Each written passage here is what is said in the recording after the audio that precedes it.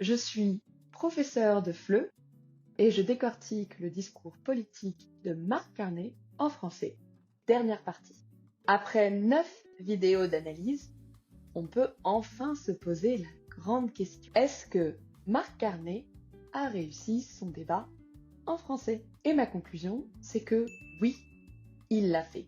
Pas parfaitement, c'est vrai, mais avec courage et structure, mais surtout l'envie de communiquer. Pour la compréhension, je lui attribuerai plutôt un niveau avancé, donc B2, C1, puisqu'il n'a pas l'air d'avoir de difficulté à converser avec les autres candidats et le présentateur. En revanche, pour l'expression, c'est là où ça se complique. Je dirais plutôt un niveau intermédiaire, c'est-à-dire B1 ou B2, car il fait quand même énormément d'erreurs qui ne sont pas admissibles pour un niveau avancé.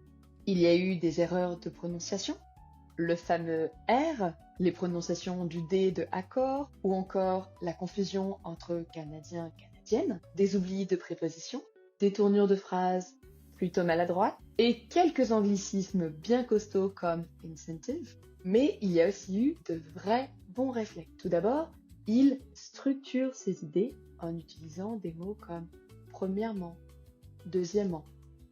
Ça lui permet de garder le fil de sa pensée et de faire un peu moins d'erreurs. Ensuite, il se corrige en direct. Et enfin, il garde son calme, même quand la phrase est complexe ou qu'il semble hésiter. Alors oui, il fait des erreurs, mais vous savez quoi?